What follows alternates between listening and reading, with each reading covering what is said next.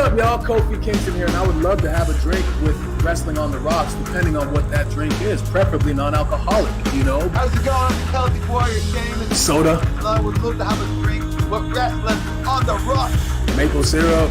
Fella. I would never have a drink with Wrestling on the Rocks.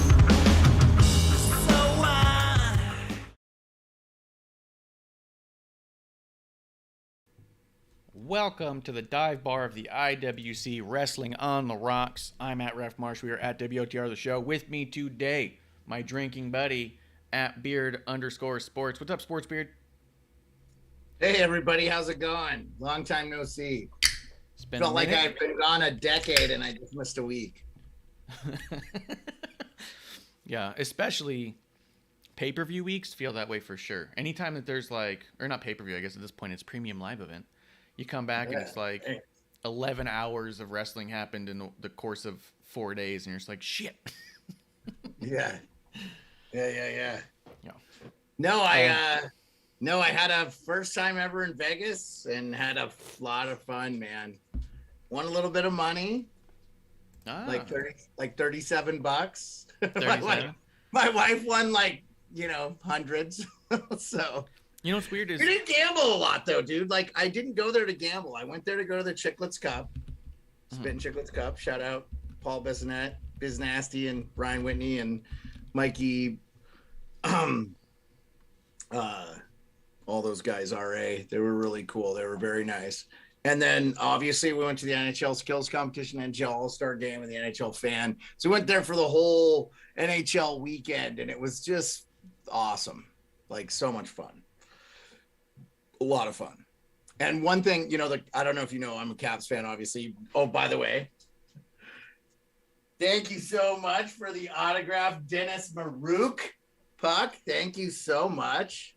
Is he a Caps legend? I mean, I saw the thing. He's an 80s legend, so a lot of people don't know him. I mean, he's before my time, really. I mean, I was a kid, I was alive, but I wasn't a cat. I didn't know what hockey was when I was a kid. Yeah, so, but that's a whole lot of goals he scored that year, right?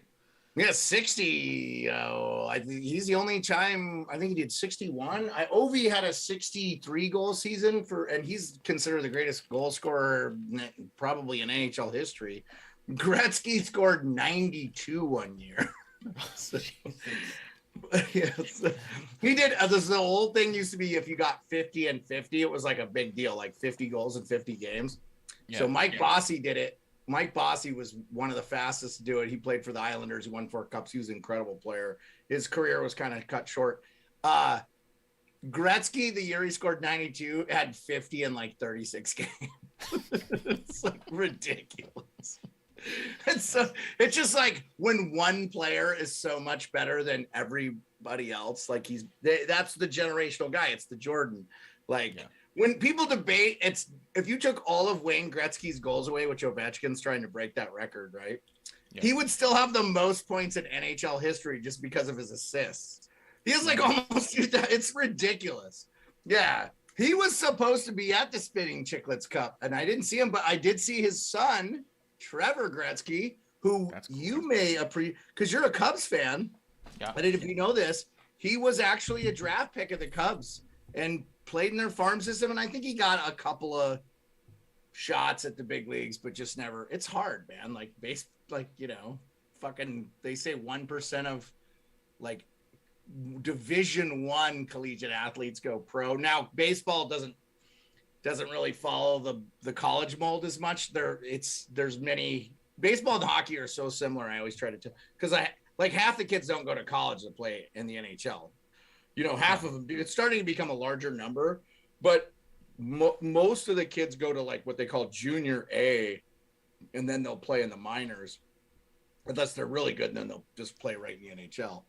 I was actually so it was so funny because that made me think of this. Let's lead it into wrestling. Seth Rollins was on Pat McAfee's show today, and what a fucking great guy Seth Rollins is. Yeah. If you can't root for that guy, I mean, his character or whatever, when I came back, I was like, oh, I don't really like this guy. And then I just learned so much about him.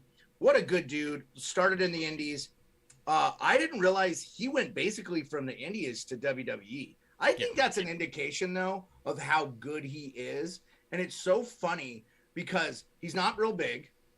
He's not super tall. He just does a lot of things great. And it's so fun to kind of hear like his origin story as a fan of wrestling.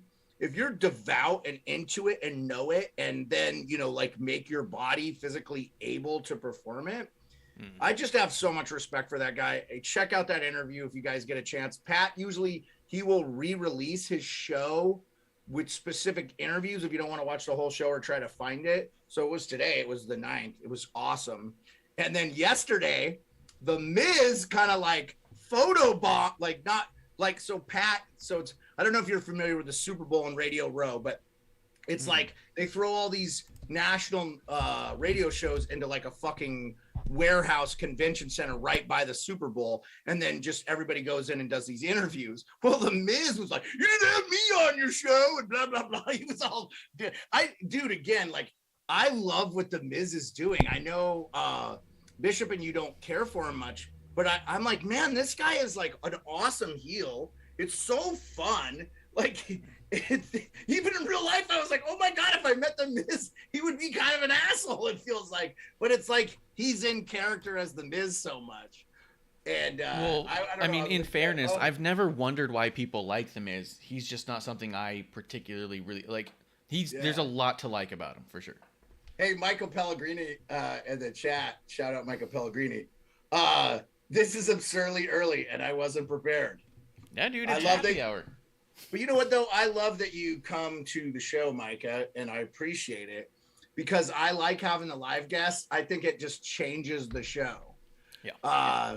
And we may have, I think we have the commander-in-chief watching vis-a-vis the living room because one, you know, I had to coordinate with her too because she's working from home. You know, hey, I'm going to have the show at noon. So she's like, oh, I'll move from, because her office is our guest bedroom, and this office is, they're sort of right next to each other, and it's hard to explain, but the closets sort of like are open to each other. So like, it's not like a completely sealed off room. Does that make sense?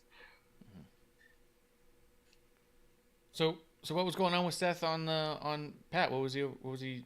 Oh, he just came on the show. Like, I mean, I think they're selling a little bit of the Elimination Chamber stuff, but it just, I mean, I could listen to that guy talk about wrestling every day, and it was just cool. Like, it was just a cool interview because, you know, Pat's a national show, so I think automatically they assume like a lot of people aren't gonna know who Seth freaking Rollins is. So they go through like they talk about his upbringing and, you know, of course, him being a Bears fan. And then Pat said that your baby is going to be a freak athlete because he sees their baby all the time at, you know, I guess now that they're not on Smackdown. And I will tell you, he was like, yeah, it was just a 3-week deal. He was on Smackdown. I have to be honest with you. I was a little bummed out because I feel like Smackdown has become kind of fucking watered down, and I'm kind of glad they brought Big E back over, but I will also say, like, I feel like Big E's title run was crap, and they owed him more, and I thought he showed more, but again, you know why they do the things they do, I really don't want to spend a lot of time dissecting it. I just feel like I really enjoyed watching him as the champion. But you know what? I love Bobby Lashley too. I was happy he got to beat Brock. And I told you, since we didn't get to talk Rumble. Do you want to go right into it? Let me just make a quick comment on what you were saying, because I think that was also a narrative I saw a lot online, Big E's run. Because there's even some dirt sheet put out that backstage people are disappointed with the Big E run and thinks he deserves better. But I think it's just a safe bet, right? That everyone feels that way, because I think at the end of the day, we're all trying to figure out how's Roman going to lose the title, right? Because he's had such a nice run. You know, who's going to take the title off Becky is the conversation. No one was ready to have those conversations yet about Big E because we were thirsty for more Big E as champion. Yeah. My money says he gets the title again. Right? I think so, yeah. I don't know that I would say his title run was shit or anything, because I've heard some people say that. I really enjoyed his title run. I enjoyed the moments. I thought I thought he absolutely got elevated in that, but I also was not ready for him to lose it yet either. So I'm ready for more Big E as a champion for sure. I think that in the next couple years he does end up back in the main event picture. He was just too good in it. I think there's just too much other stupid shit that happens around wrestling that changes those things. You know what I mean? Well, here's the only thing I think. Let's not forget that we lost the main event of day one. Yes. And a lot of shit had to change. So I think some stuff had to shift. Yeah. And so I think one of the unfortunate outcomes of that, of Roman Reigns getting COVID and not being able to face Brock Lesnar is that Big E had to lose the title because they don't want to make Brock Lesnar not look like Brock Lesnar because he's going to be the main event at WrestleMania. Okay, with Roman Reigns, and he probably will beat him there. But and dude, I'll tell you, like, I love what they were doing with Brock Lesnar early, almost a baby face. I hope they go back to that to some extent. But they've done a pretty good job in a lot of senses of not burning everything to ashes. There's been enough things that we've seen enough of where we want more, and they haven't beat the dead horse. And they have in the past beat the dead horse, over and over again. So I do like that in the past 6 months or so, it feels like a whole lot has happened where we weren't ready for it to end, which I think to me just leaves the book open. You know what I mean? It means that, hey, we can always revisit it now because people This is Big E specifically you're talking about. Big E, Brock Lesnar, and the babyface thing. That's what I mean. Like, they've done a good job of running it for a while, but not beating the dead horse. Again, definitely would have been happy with Big E being a champ longer, but... Well, I just think the COVID stuff and all that has made this... Yeah, it's just kind of made things get accelerated. Now, you want to get into the Rumble? Let's talk about the Rumble. Right before we talk about the Rumble, I want to know what's in your glass. What are you drinking? You're our drinking buddy, man. Oh, hey. That's right. We didn't even talk about that. We got right into it, huh? Just Liquid Death today, Marshy Marsh. I spent plenty of fucking time eating and drinking a lot of booze and actually not a lot of booze. I didn't do a lot of booze. But we had, there was this cocktail called the Troublemaker that we will make for you and producer lady when you come visit us in Alaska and we do the show live and in person. Whenever you want to do that this summertime, let me know. And we will get you up to Alaska. No, okay. Be sick. Because it's not expensive to fly out of Arizona to Alaska. We can get cheap flights for you and you guys can just have a good time. That'd be great. She's never seen it. She's never seen it. I feel like home there. So yeah. Yeah. You don't have to worry about a place to stay. Or airfare, we'll get you up, and it'll be fun time. Although, so you're having Liquid Death water in a can, detoxing a little bit. Yeah, I'm not really detoxing. I don't want to say I burn the candle at both ends. I will say there was the first day at Spin Chicklets, I was very high and drunk, and I was gonna go to the after party, and the wife convinced me not to, and that is a decision I do not regret because I was. Yeah, dude, I never felt like shit the next day. And you have IV bag shit therapy and stuff you could do there. We never had to do anything like that. The one day we were considered doing it, their internet was down. So we were like, okay, you need internet to give us IV or whatever. Because I was a combat lifesaver. I don't know if I ever told you this.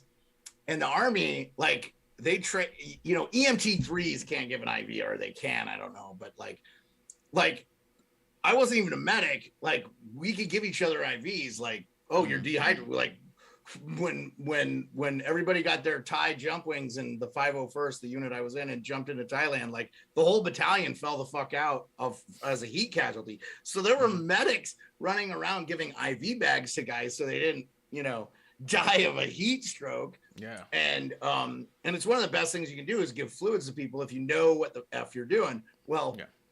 We drank a lot when I was in the military, and we ran a lot and worked out a lot. So we would get IVs in the morning so we could do our 5-mile run because we partied our ass off, and usually we were just getting done partying. We're walking in at 5 going, if I fall asleep, I'll miss formation. So give me an IV of just water and I'll show you some photos. I got some good ones that went long into my career. Even on the guard side, I'll show you some photos when we come to Alaska, and you'll love it. And a lot of athletes do that, by the way. So it's not off topic for the Wrestling on the Rocks crowd. But go ahead. Let's talk. Let's break down the Rumble. I'm having Koyos, which is the keto soda I've been putting over left and right. I'm having a little bit with vodka, actually.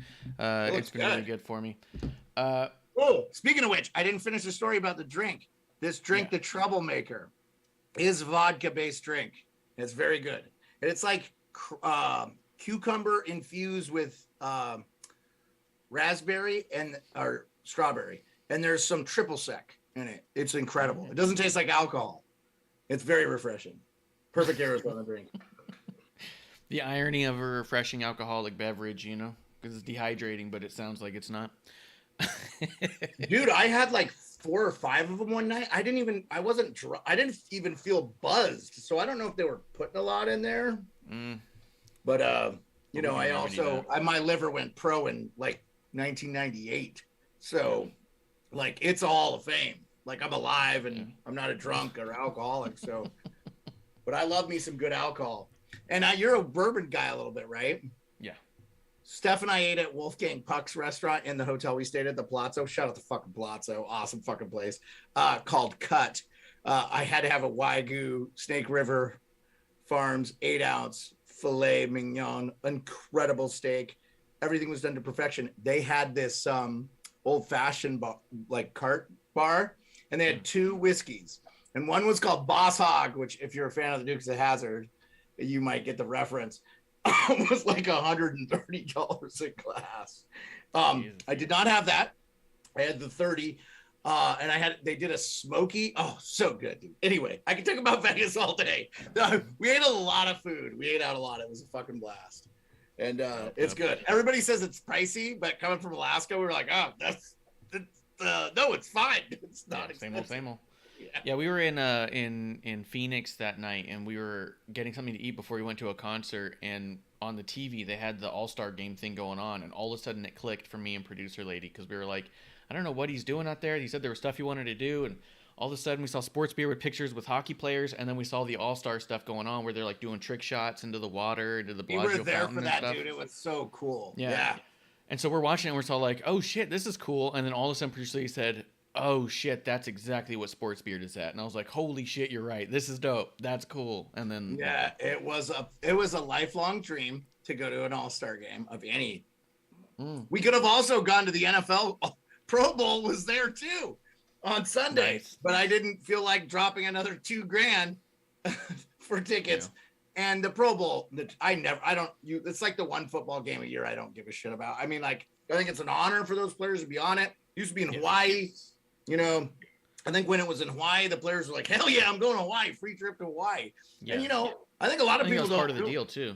That was part of why people wanted to do it, like, hey, let's give them, it's a celebration of talent of the All-Star games. These are people who made the season what it was.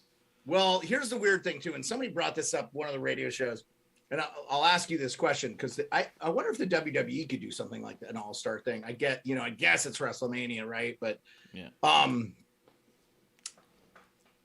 all the major sporting events, NBA, hockey, baseball, all their, with the exception of football, all have their All-Star game at the halfway mark of the season. And then after the All-Star game is really when the season changes. In baseball, in hockey, and in the National Basketball Association.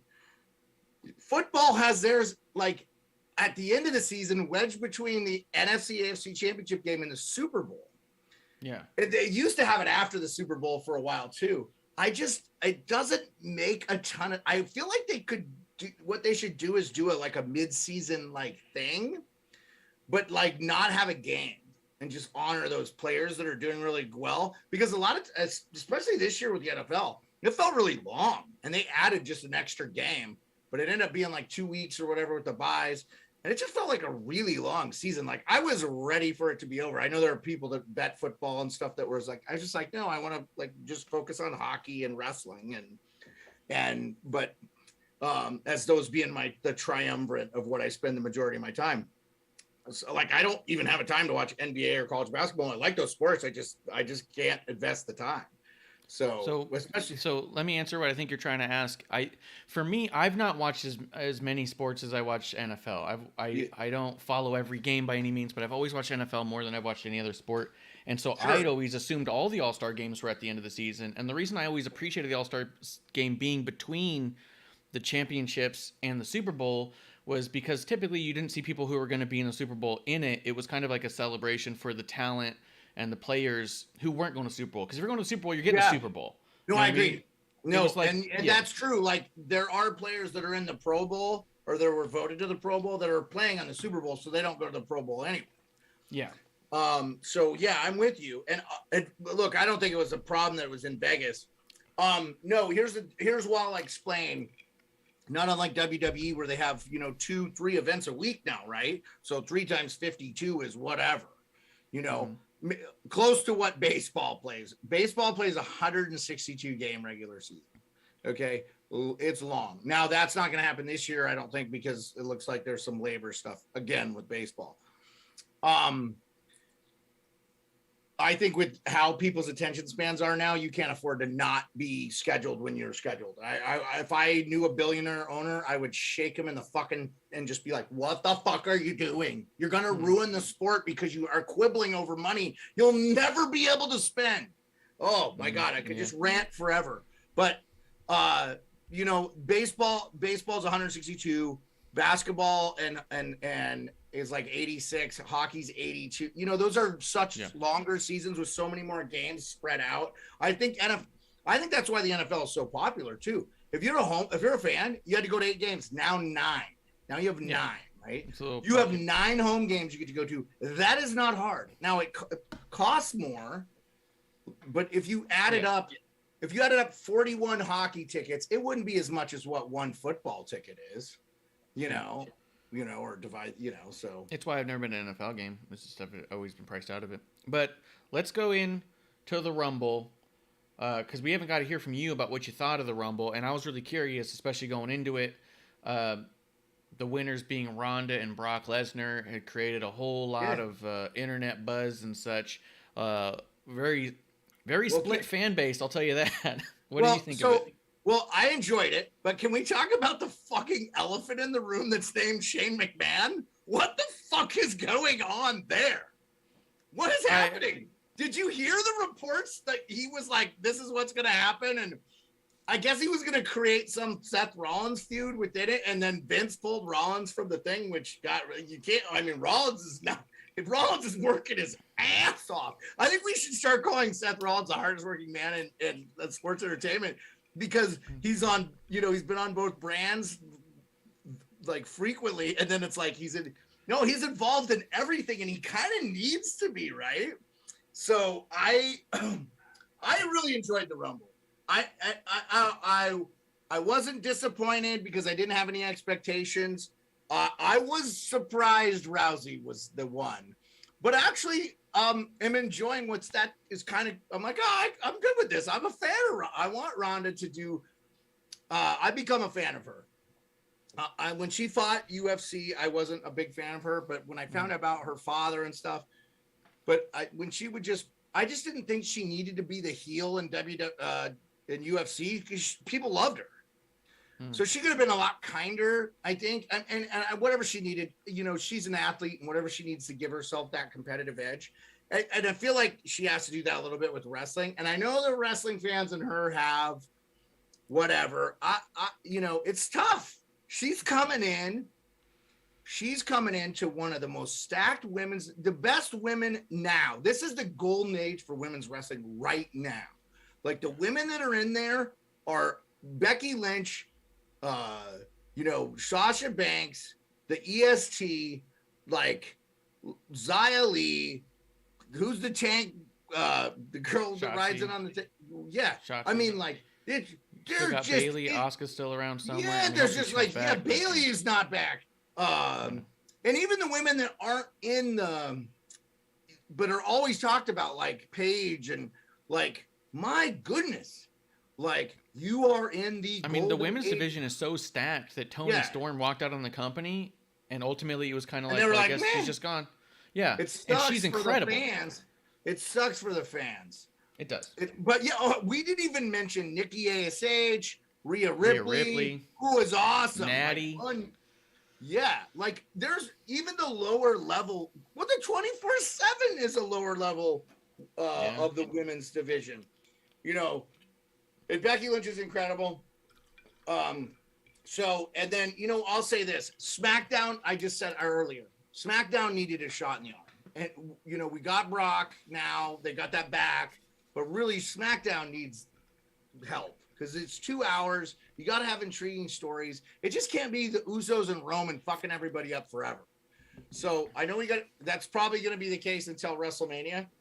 So let's stay on topic a little bit. Are you saying that in regards to Ronda winning it and going with Charlotte, that it's a shot in the arm for SmackDown? Yes, we need it because that. Yes, I'm sorry. This was all correlating back to for sure.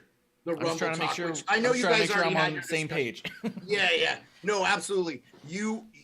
You guys already talked Rumble on your show, and I wasn't. We did, but I wanted to get an idea of kind of how you felt about it. So when Ronda came out, what did you think? Like, I thought it was cool, and it got a good pop, didn't you think? Yeah.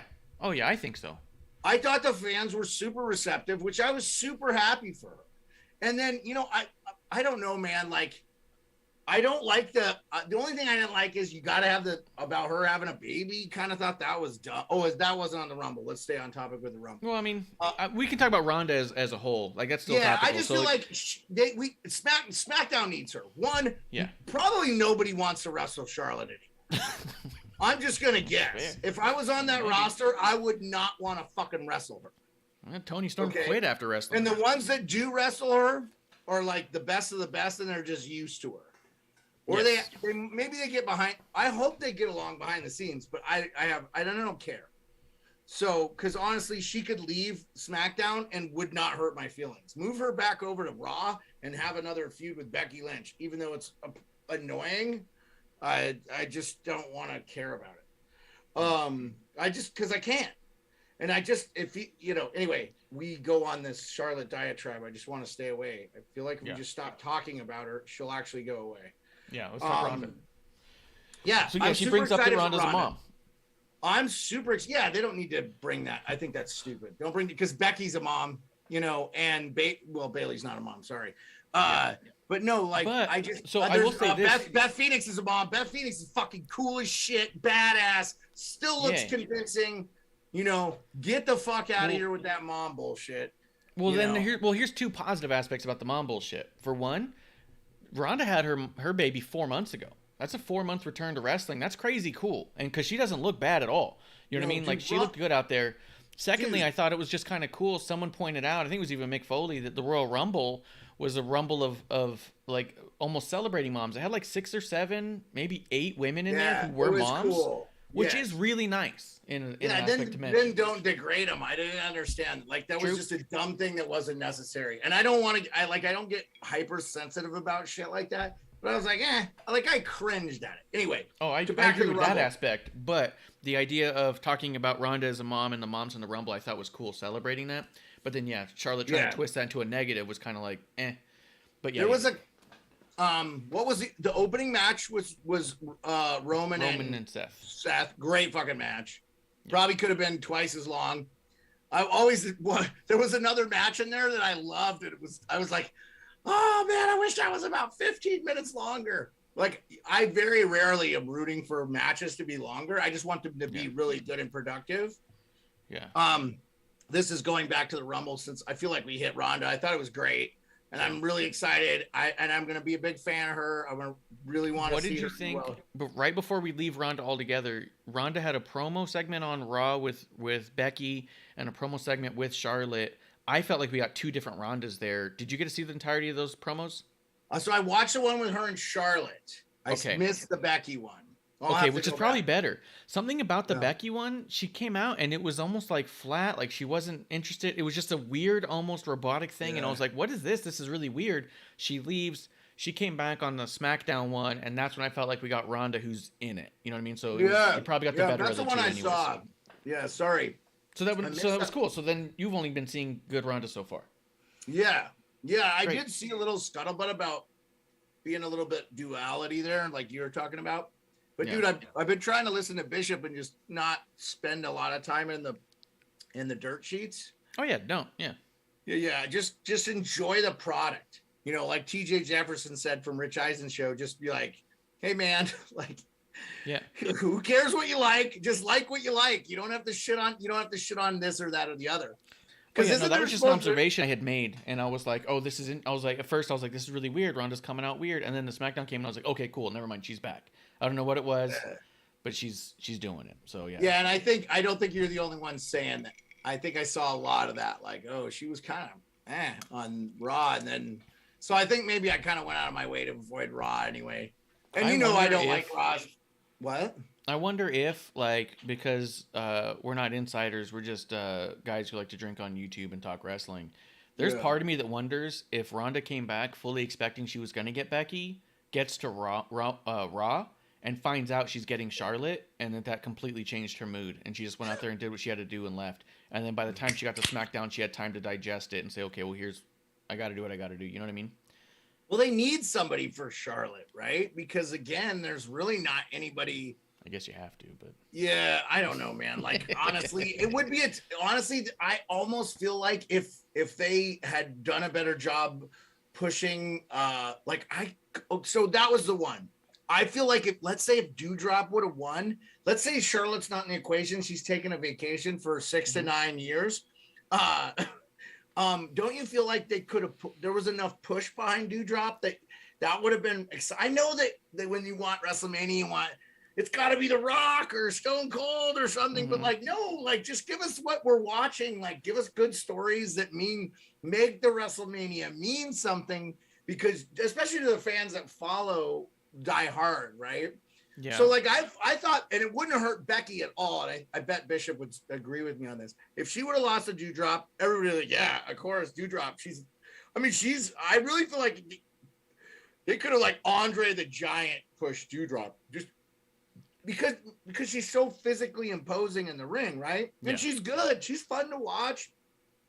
Her promo, I love her going off like when she invaded Becky's thing. We talked about this before. I thought that was so great. So I was a little bit disappointed about that match, but and not like I wasn't like, oh, okay, Becky won, she's so good, but like I don't think it would have taken away from Becky at all. I think Becky still could have been the uber heel, and Doudrop, whatever. I mean, I think they could have done Doudrop versus Charlotte or something, because Charlotte's like, I can kick your ass because I'm strong and Becky can't, even though Becky beats Charlotte.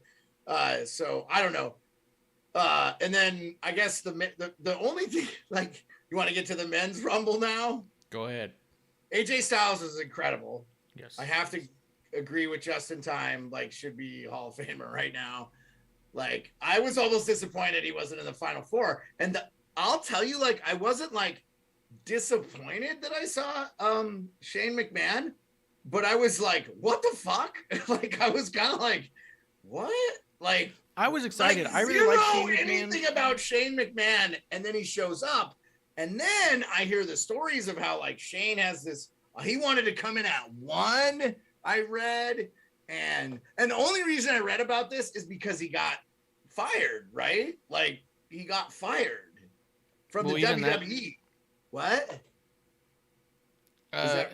Yeah, even that is still like, I mean, I haven't seen anything like that ultimately has confirmed that. Like, and also with a guy like Shane, I don't believe that there's not a thing that has happened. But with a guy like Shane, he's a heavy stock owner in WWE. You don't fire a stock owner, right? So there's been all sorts of rumors. I mean, you can go. I mean, I'm not suggesting you. Well, you can be so. Even if you own shares of a company, though, you could still be let go by said company if you work for the company. So that is not true. But I will specifically, here, let me finish where I'm going with this. Okay, yeah. So with Shane McMahon, because he is such a heavy part of the history of WWE, and things have been so all over the place, as far back as early, I should say, like 6-7 months ago, they were talking about him being backstage producing. They were talking about him doing stuff backstage. Then all of a sudden, but we had seen nothing. I'm just saying, I want to talk about the Shane McMahon, but let me go back to kind of like the origin hand coming out at the Rumble. When my first impression was like, okay, and then I thought, you know what I really thought, Ref Marsh? I thought, oh, he filled in because they wanted to get somebody else, and that other person. Because I heard Kurt Angle or something could have been, but I don't know. Like there was, like some minds were changed, or like, I don't know, Bray Wyatt, whatever. I don't know. I never heard or read or actively sought anything about that, because I just thought, whoever comes out comes out. But that was my real impression of that after was he filled in, like he was a fill-in. And then to read, like he wanted to come in at 1 and yada, yada, yada. And then then he was supposed to start a feud with Seth Rollins, which I wouldn't have minded. It felt like he really wanted to be a participant. And because of his pedigree in the game, no puns intended there, that he could just do that. And I felt sort of forced if that was really what they were ultimately going to do. Why wouldn't they bring him in like a couple weeks earlier? Just to show his fate. Okay, yeah. And that's fair. I mean, like, bottom line, he doesn't. What would he bring to the table by showing up and saying, "I'm going to be in Rumble. I'm going to be in Rumble"? You just don't need to. Because the other thing about Shane is that he's had such a presence at WrestleManias for so many years. He enters the Rumble. You would expect something to happen in Rumble, right? And that's the problem, is that nothing happened in Rumble that you'd say, "Oh, he's got something going on with this guy." Because there's usually a lot of stories inside the Rumble that are not just the winner. Usually there's somebody who goes a long time, a couple people beef who haven't seen each other in a long time. The long time thing. Yeah. Well, and that's why I was surprised too, because he came out like second to last, which was kind of like those last four usually are like, am I wrong? Aren't the last, I'm not saying Shane O'Mac is like this, but I don't know. I don't find him like Rumble intimidating or something. You know what I'm saying? Oh, the idea of could he win the Rumble? Yeah, he doesn't feel like the type of dude who would win the Rumble, but he also is a name. I'm not saying he's not a name, and I don't want to debate like the merits of him and the thing, because it's not. I agree with you on all those things. What if somebody like Omos was like the second to last guy come out? I would have been more excited about that. Nothing against Shane and McMahon, but like. Was the fan base clamoring for more Shane McMahon content is what I'm saying. Like, had you missed Shane? Like, if Stone Cold came out, I would have went fucking batshit crazy, even though I know he's not going to, you know what I'm saying? Because all he's got to do is toss. He can't get hurt. He'll be fine. He'll get tossed and they'll get him on the soft cushiony pads or whatever. And he got to do it for fun. I didn't feel like there was a need for him in there at all.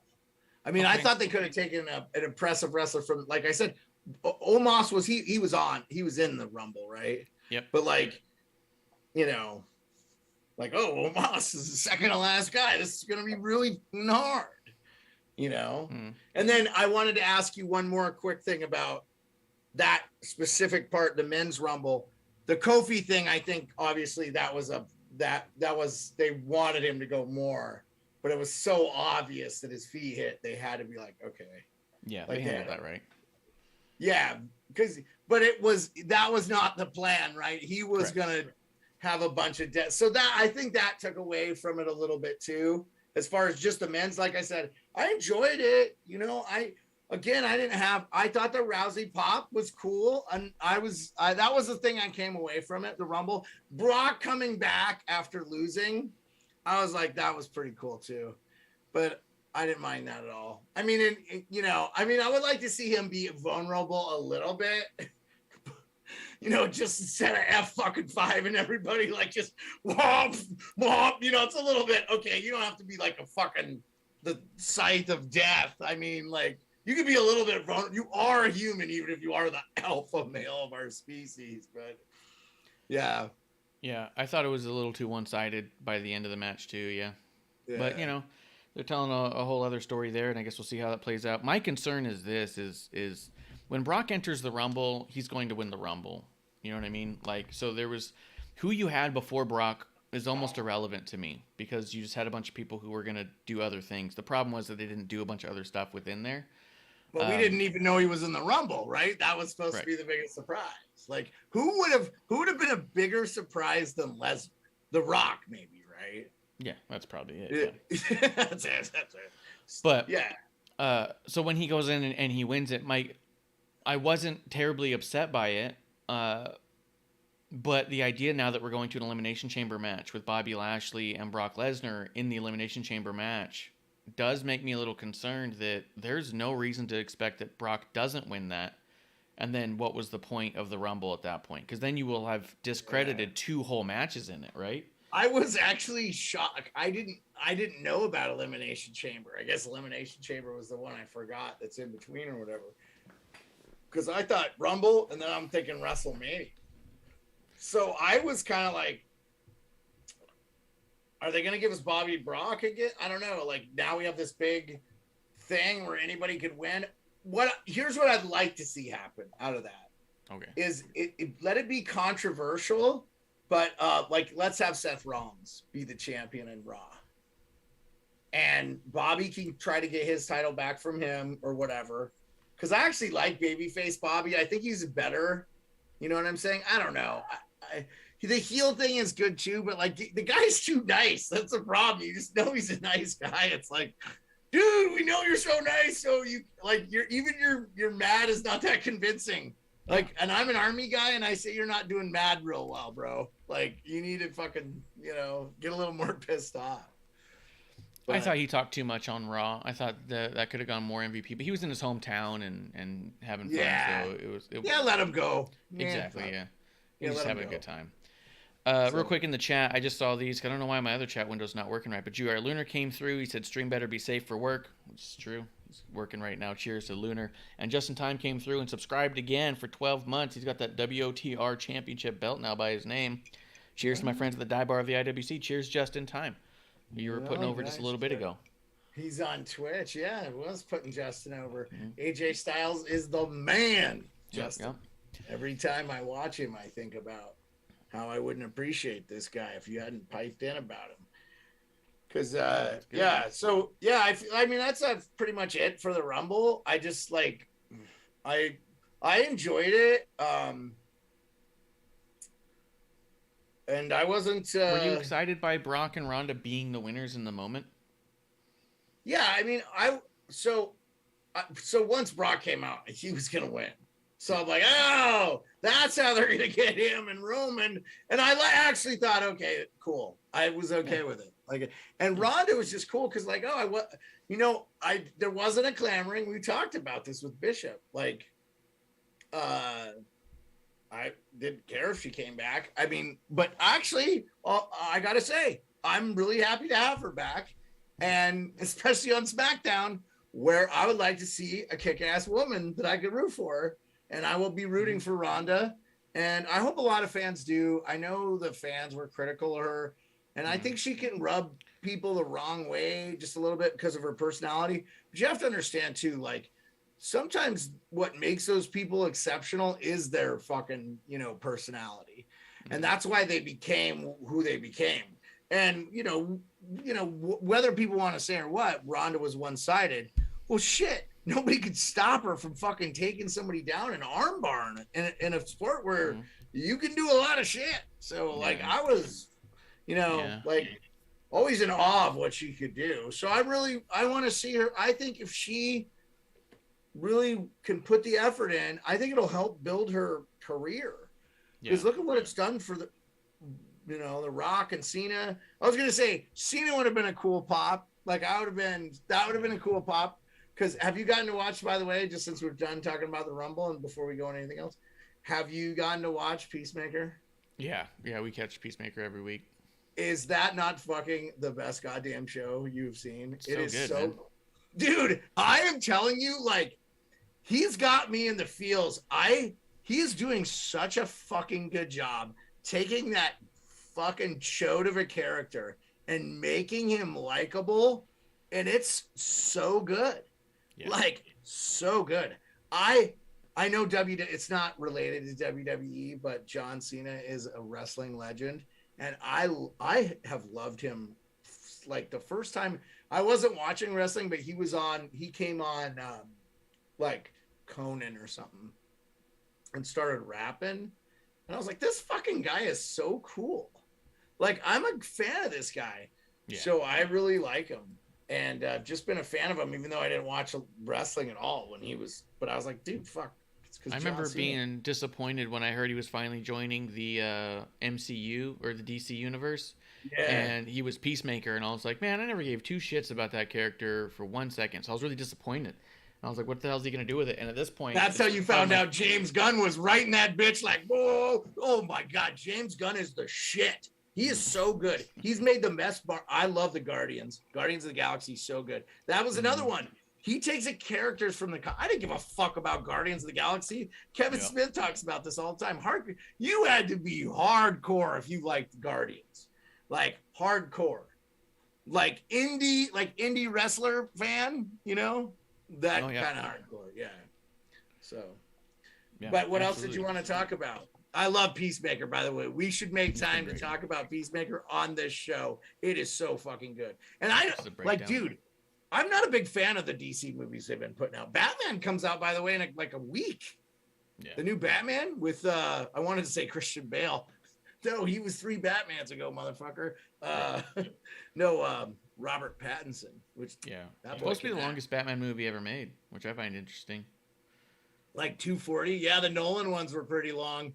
Yeah, I thought those ones were long. So for this one to be even longer without an established thing, like, because Nolan's got longer as they went. So like without an established fan base already who are like, hey, we like this iteration to already go longer than all of them. I was like, wow, let's see what happens. Here's the problem. What Nolan's, and this is the thing, comic book is long form. Comic book is made for streaming. Like, this is, you need to, like, that, if Nolan could go back now in, like, pandemic era, just make that a fucking series.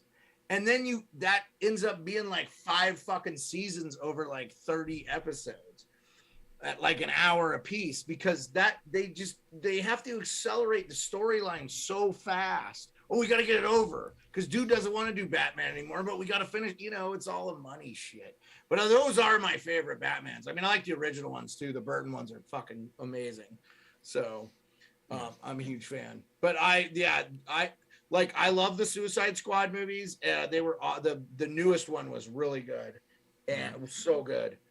And this is just a great offshoot. It's so good. It's amazing. I'm really impressed with it. And I don't give a shit about anything else DC's putting out. I'll go see Batman.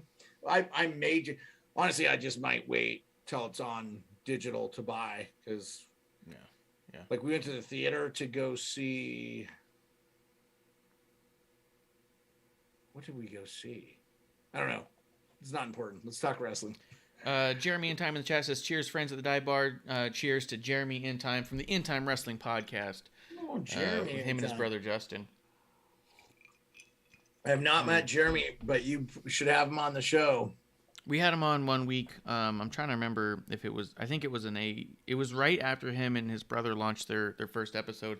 I had him on the Thursday show to talk AEW and NXT, and good dude, yeah. Let's see. Justin Time also said Cena mark from day one right here, baby. Yeah, dude. Cena, he's incredible. Yeah. He's so good. He's doing such a good, like, everything I've seen him in movies, I've loved him. I know there was one where it was like a couple, they're all drunk and shit, but he was in, I think he was in the one movie with LeBron a little bit, and he was Amy Schumer's, I can't remember the movie. It was a funny movie. Yeah. But anyway, I was like, dude, he's doing so good. He is not trying hard.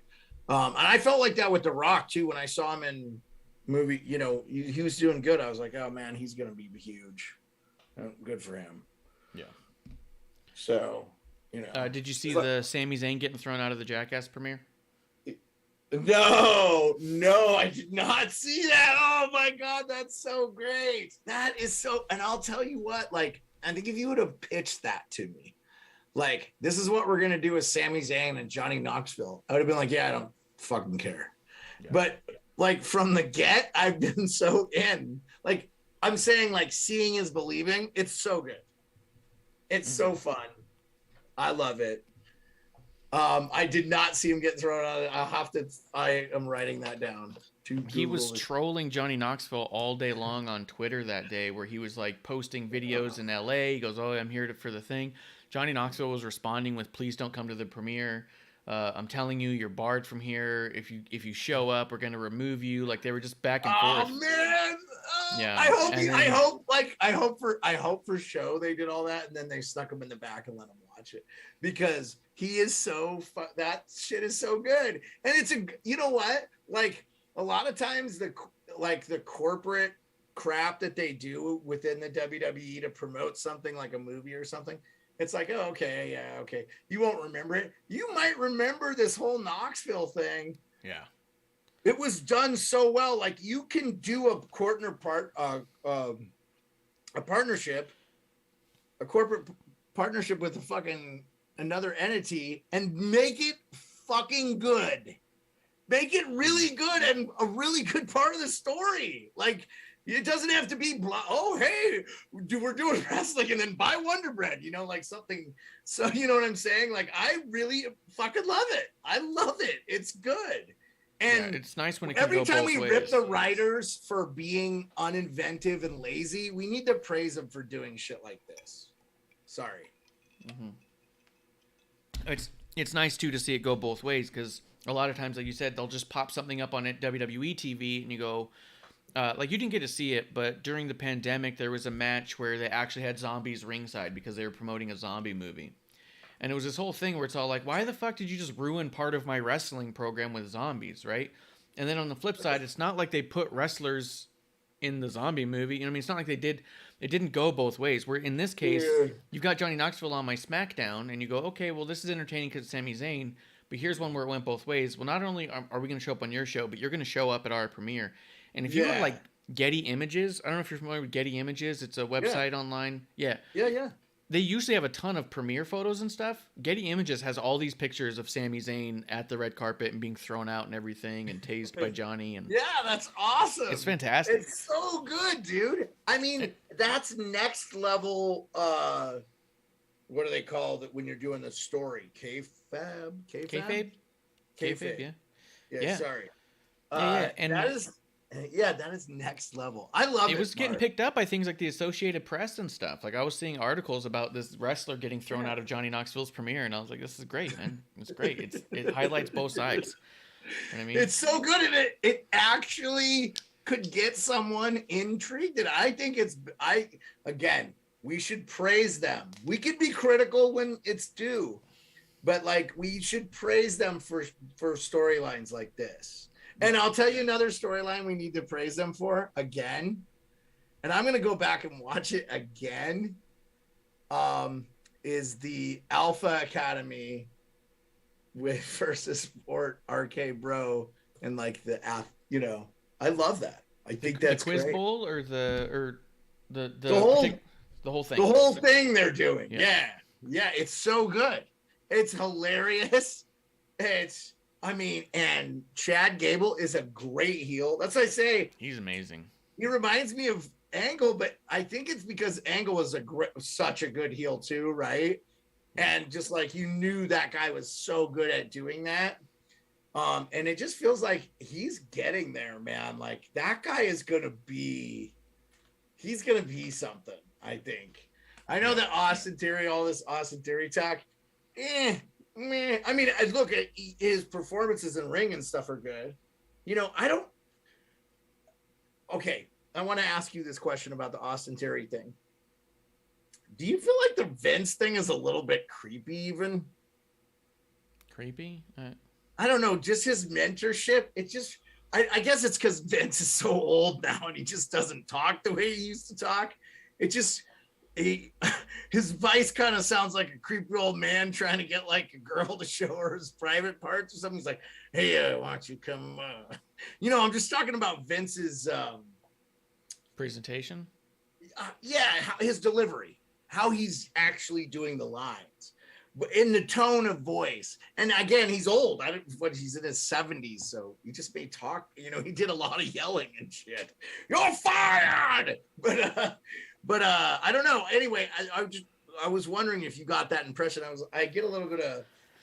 I never get creepy vibes off of him. I do get weird, but at the same time, like, it's fucking Vince McMahon. He should, by all likelihood, be the weirdest person on earth. Like, thinking about his life. you know? No, even when he was the boss and shit, when he was doing all the fucked up shit, I mean, I you know, you love to hate him, but I thought he was so good. It was so believable, right? Everybody believes that guy is really an asshole, when in reality, it sounds like he's super generous and does a ton of charity and a super great guy. Like, so you know, nothing but the utmost respect for Vince McMahon and what he's created. And I usually don't second guess, because I'm like, oh, that guy knows what he's doing. He's the guy. I mean, he's really the godfather of this. I mean, you literally, you created this thing that's so subculture, you know, huge. Like, who the fuck are we to tell you what to do with the art you fucking created, right? Yeah. I was just saying, like, I wondered, I got a little bit of a creepy vibe, just a tinge. I'm not saying, oh, and maybe it's just how he talks, because it's this low tone, and he's like, what are we gonna do? You know, he's telling him to do all this bad shit. I don't know. It just, it feels, it's really pushing Austin Theory, right? I mean, in the end, because Vince is such a great character himself. I mean, he should get credit for being one of the best characters ever, too, because he is one. Yeah, So I can't remember the last time Vince was a weekly character like that he is now. You know what I mean? Because he's popped up here and there and done a couple things, you know, 1 or 2 weeks in a row, and that's been that. But the last time that we've seen him on air every week for a couple of months has been a long, long time. Yeah. So, yeah, I agree. So he must see something in Austin Theory, you know? Well, no, yeah. I mean, but like, I think I wonder too, because like there's been this overall of NXT. Maybe Vince is saying, hey, look, I can push a guy. Like, I can put a guy over without the help of, you know, because they're trying to keep the roster small, which we have sort of agreed that I think is benefiting the product. The one thing I'll say is they maybe need to cycle some people on and off a little bit more, because I was just thinking tonight, man, I kind of miss Finn Balor. I would love to see the Demon back. That would be so cool. I thought that today too, yeah. Yeah, but there was like some wrestlers I'm kind of like, yeah, I could do without. I wanted to ask you too, I know we're going all over, but what do you think of Rick Boogs cutting his hair? Nah, I was fine with it. I was kind of surprised. To be honest, I didn't like his look before. I'm not thrilled with his character. I think he made a mistake cutting his hair. He didn't have to do the man bun thing or the high whatever. But I got you. Are you a big fan of him? Not really. He's fine. He's good. I'm excited for who Rick Boogs can be in a year. Post Nakamura. Yeah, post Nakamura. Because right now he's just a court jester a little bit. Yeah. He's a sidekick. He's a Bobby the Brain, and not really, you know. But he's also really super imposing. And I think in ring he's fucking awesome, I think. He's just so fucking big and strong, and it's crazy because I think that with the stuff he's doing with Nakamura, I think it undermines that and it makes him smaller in a way. You know what I mean? Yeah, we've talked about this before. Yeah, I agree. Where I think that if he can break away and even just be a rock star who's not obsessed with Shinsuke, it might even make him seem bigger. Like, he just seems like a smaller thing. Like, you'll see him in the match and he'll do something really powerful, and then you realize that his arms are the size of heads. Like, he's got watermelons for shoulders. And you go, holy shit, this dude's a powerful motherfucker. But for some reason, I've been pointing and laughing at him. Oh, yeah. Didn't Pat compare it to Andre's Hulk slamming Andre or something? I think he literally did. He got destroyed for it on the internet, he said. Yeah. Oh, my God. That's so funny. But that's just it. He's so big and so strong. He's a strong dude, and he's so charismatic that I think the Shinsuke thing is watering him down. He could be the champion. You're saying eventually. You're frustrated. I love it too, man. Let me just say this to you, Ref Marsh. I love hearing your critique of him as a character, and we've talked about him before, and this is not new to me, but I like hearing it from you because you want to see the potential of that wrestler, and I can see it in your face and delivery. Like, you're like, I want this from that guy. I know that I can get this from that guy. Mm-hmm. And I don't want to see the bullshit he's doing that's making his character less important. And that's why I love hearing what you're saying about that, because I do feel like you're right. One bang on that whole thing. Like, Oh, bummer, man. Let's hope he gets there. Again, they gotta, I think they gotta slow play some guys, right? Because you can't 100%. just accelerate storylines and shit like that. Yeah, So not everyone can there be a is champion something at to the be same said time. to not letting a guy get over. I mean, I think a lot of times too, like sometimes they get lucky with that shit with like the Austin 316 and blah, Yeah. Come here, Bone, if you want to come. What are you doing, buddy? Get out from Grim Reaper in the chat says, hi, you're early today. Yeah, dude, we're having a bit of a happy hour. We're trying to both get ready for the weekend this week, and going a little early is helpful. Yeah. No, if I can get enough done on like Wednesday, then the rest of my week and my weekend becomes infinitely more open. So an early time is work friendly. Yeah, But, yeah. I like it. Yeah. With Boogs, it's because he'll come out and I just won't give a shit, and then he starts wrestling and I go, oh wait. And I agree, like you can't have everyone champion at the same time. Not everyone can main event WrestleMania at once. You've got to slow play people. So I do think it's really good. He's out there every week. We're getting comfortable with him. Yeah. You know what I mean? Like there's a lot Sort of that's the happening same now, with but I'll be excited later. Yeah. Well, I kind of feel that way about the fucking, who's the dude that has like the dual personality? Why can't I think of his name? Oh, Damian Priest. Damian Priest, yeah. Because I love watching him, and then he did get beat by AJ Styles, and then I know Corey Graves, I think, didn't help that situation though, because he's like, oh, I don't know, Damian Priest, he's gonna have to like, dude, okay, are they trying to slow Damian because he's kind of getting up there? And again, but I was like, dude, he lost to AJ Styles, like it's fucking AJ Styles, man. Fucking like that's not gonna hurt him at all. Like you lost to a guy who's a universal champion. That's the thing about AJ that I think is so fucking cool is when you watch him. If he loses, he'll lose in a way that doesn't undermine him as AJ. If you beat AJ Styles, it's also awesome you beat AJ Styles. But at the same time, if you lose to AJ, it doesn't hurt anybody because fuck, it's AJ Styles. Well, and there's a reason why he's there and he's at that level. I mean, like I said, I mean, he seems like, just he's really good. I mean, I like Seth Rollins, and AJ. I think what I was trying to say with when AJ loses, it doesn't diminish AJ because I agree with you. He's also small enough that when he loses, it doesn't feel like an impossible defeat. Yeah. Because he can have a slip up, you know what I mean? Like, right, but he's also such a big enough character that it's all like, man, AJ just must have had an off night. But at the same time, you could pull the trigger on AJ and make him world champ any day, and no one's gonna scoff. Well, and let me ask you something too about him, because what is he a heel or is he a babyface? I think he's effectively. Hold on, what was he doing this last thing with Damian? Yeah, that's what I'm saying. I feel like they don't know what they're doing with it. Yeah, they don't really know what they're doing with him right now, I think is part of the problem. He's healthy. He's kicking ass. He's in the prime of his career. But I feel like they're maybe they might be mismanaging him just a tad. He's just so versatile. Right. And I think until they know what they're going to do with him for the next, until they know what the full program is next, then it depends on who he's up against. He can come out and heel on someone. He can come out and babyface on someone, no problem. Yeah. And you're behind it right away. And equally as well. Yes. Right? Like, he's not better at one or the other. He's just really good. Yeah, 100%.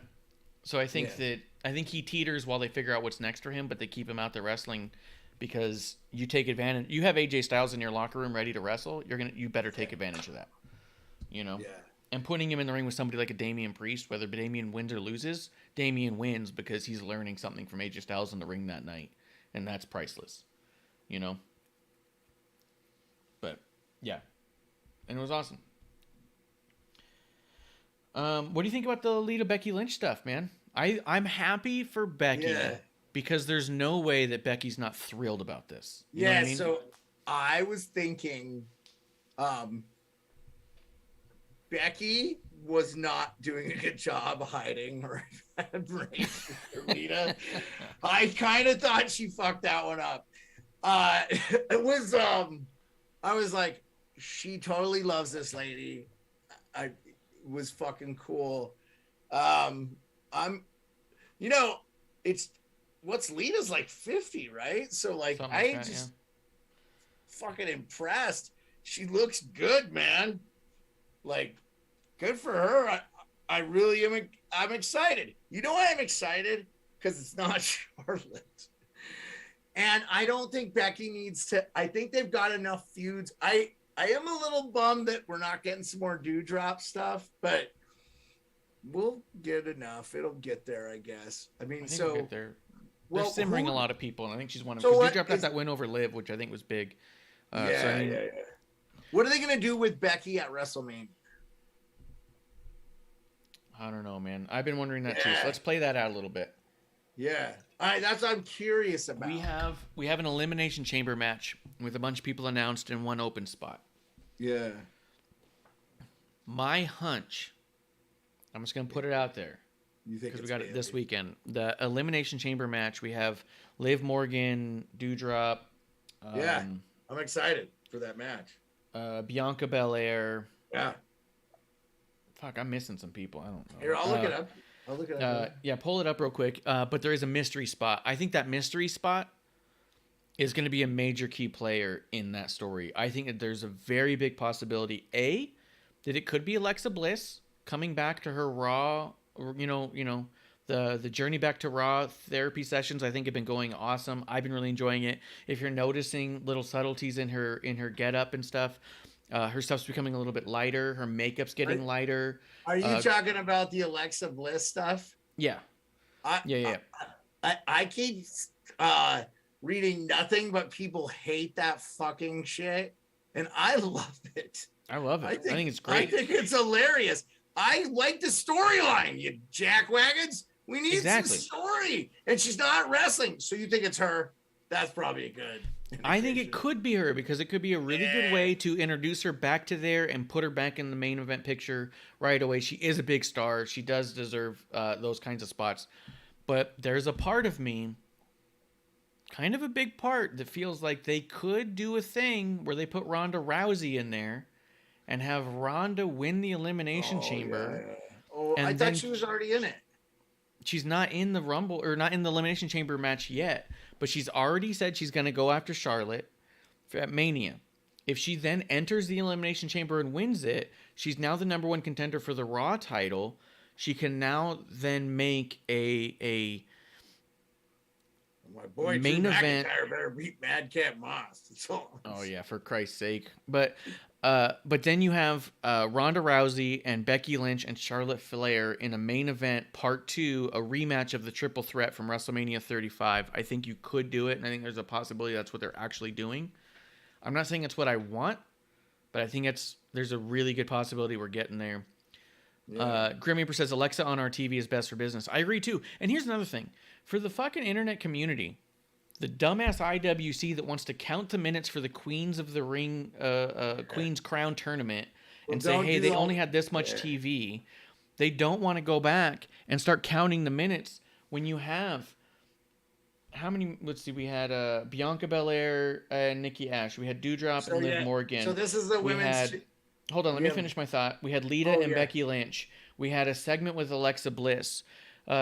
Previous Smackdowns we had where it was almost 50% the women. They don't want to go back and count the minutes and say, hey, more women on TV is better because they're the better storytellers in our opinions at this time. Keeping Alexa on there in these 2-minute segments of storytelling, fucking phenomenal and great. Yeah. And why aren't we counting those minutes too? Sports Beard, what were you going to say? What'd you find out? Oh, yeah. So doesn't Alexa Bliss wear something around her neck? When she comes out of the ring. Okay, so this silhouette of the women that are in the thing even looks like her. So I think you are 100% right. This is who is in the women's elimination chamber match. Nikki ASH, Dewdrop, Liv, the EST, and Rhea Ripley. So that 6th person, I think you are spot on. And 100% agree with you. Love how they're keeping her character relative. I think that is so good. And give us story. I want good matches, but give us story. I'll sacrifice a little bit of match for a really good story. Give us good story. I want good story. And it's win-win, because here's a way where, these are all 2 minutes long, right? So you could bring her in for one day of filming. She can film 30 of these things in a couple of hours Hold on and a then second. have fucking 4 months off. You know what I mean? Like, she's at home having her time off, training, doing whatever it is she's going to be doing, and we still get to see her on TV. She's still moving the storyline forward. You don't get the same wrestler fatigue as you get when you have somebody out there actively in a match every single week. Like, I think it's win-win. And I think that if Alexa enters that, there's a good chance that she's in the final two. She's also would be a kayfabe favorite because she's won the Elimination Chamber once before, and nobody else that you listed has. Matter of fact, Alexa Bliss won the very first ever Elimination Chamber. With women. Yeah. With women, Okay. I should say. Yeah. So I think that it wouldn't be bad to put her in there, but I do think that there's a world where they throw Ronda in there for Ronda to win, and then have a rematch of the triple threat. Charlotte, Ronda, Becky. Did you see this news that Triple H is going to AEW? Is this real? I doubt it, but what are you looking at? It says, well, this is on the same page from What Culture. There's a little side thing that says feature video. Triple H is walking through AEW's Forbidden Door, according to Reddit. So Reddit is a reporting. Well, Reddit, I mean, again, is just fucking fan posts, right? I mean, it could be anybody saying anything. Yeah. But that was a storyline I wanted to ask you about if you had caught any of that. No, but I think it's funny at the idea of it. Like, there's Triple H. It's happening today, right? We're gonna find out here in moments, right? There's supposed to be something big happening tonight, but I mean, we'll see what it is. I'll be honest. I think if we're talking real life, Triple H has nothing to gain by joining AEW. Triple H would have more to gain by starting his own wrestling promotion. And I don't think that he would join a different become an employee of a random billionaire versus his father-in-law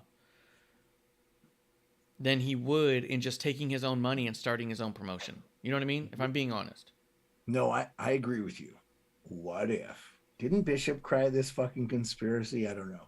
What if this is, like the fucking beginnings of a merger where AEW and WWE, where we have like producers been saying that since they started. No, yeah. Okay. So we'll have to give her credit for the conspiracy if this does come to fruition. A full out real brand war, right? Mm-hmm. Now, they're not on the same networks, right? But isn't WWE's contracts coming up with Fox and all that too? I wonder if they renew. I imagine WWE does well on Fox though, because fans don't have to pay to watch the national one. So I hope they don't leave. I can't imagine Fox either would, again, from a stupid, I don't understand contracts thing. Smackdown is the single highest rated wrestling show and has been for ever since it got to Fox. Yeah. So I don't know why you would want to step away from that. You are and especially Friday nights is a dead fucking night for ratings. So if you're getting good ratings on Friday night, don't. Yeah, no, I hope they don't change it. But what if they want Raw? It really was a Reddit. I'm looking at the article. It's a Reddit user who has, quote, pieced together all the evidence. Oh, okay. And it was just somebody reading tweets being like, it could be this, it could be that. And well, let's take a guess. Let's have fun with this because we're going to find out. And we'll be on the record. Who do you want it to be? Because you watch a little bit of AEW. Who would you think would be cool, and who do you actually think it will be? So my problem with who would it be cool is that I have yet to see AEW bring in a signing that I've thought was massively beneficial and that they've capitalized on to its full potential. CM Punk being probably the biggest signing they've ever gotten. Was historical. It was noteworthy. It was everything. Daniel Bryanson. Daniel Bryanson was a big one. Daniel Bryanson? I don't know. I call him Daniel Bryanson. He was huge, but he was huge for himself. It was a big note that here's a guy at the end of his career who wants to just have fun wrestling. So what does he do? Does he stay with the WWE or does he go somewhere else? He goes somewhere else because he wants to have fun. And he even said that he thought Vince McMahon protected him too much. So he wanted to be a little more flagrant, right? Which is cool and notable. but it's not as big as CM Punk coming back to wrestling after 7 years, right? 8 years. Yeah. No, I agree with you. That said, in mind, from the moment CM Punk arrived, the hype was around CM Punk versus MJF. Can you imagine when this happens? Well, it did happen this past week on Dynamite, and it wasn't their top-rated show that they've ever had. So they're not capitalizing on it. If nothing else, they're not capitalizing on it. So the idea of who could show over there that they would capitalize on? Well, if they haven't capitalized on CM Punk, who the fuck can they capitalize on? You know what I mean? Well, I just was wondering. And I got you, and I agree with what you're saying, but for fun's sake. Yeah, just for fun's sake. For fun's sake, I think that it could be cool to see someone like a Bray Wyatt just given a bunch of money to produce whatever he wants. And I think he might be given that freedom a little bit, because I feel like that's what Aleister Black is doing over there. Just kind of whatever he wants. Right. Will they capitalize on him or not is a different question. But to see whatever he could do with just free money, I would like to see that. What I think it actually is, if I'm being honest, because I think Tony Khan doesn't know how to get out of his own way. I think it's Cody Rhodes. I think that Cody Rhodes has been they've been reporting that he hasn't signed a contract with them since it expired, and that he's working on a week-to-week basis. And I think this is their way of trying to hype up Cody Rhodes re-signing with AEW quote, closing the forbidden door behind him, because here was his opportunity to go back if he ever was going to. Sure. You know what I mean? And I think that where before it was all like 3-year contracts and such, I think this is going to be some sort of Bret Hart WCW era 15-year contract that Cody's going to sign. I think that's what it is. Okay. A massive big deal contract with Cody where he vows to never go back, and everyone goes, "Oh, Are you a fan of him? Cody? Not really. I mean, it's tough because his dad is, considered one of the greats of all time, right? Dusty Rhodes. And his brother, Dustin Rhodes, Gold Dust.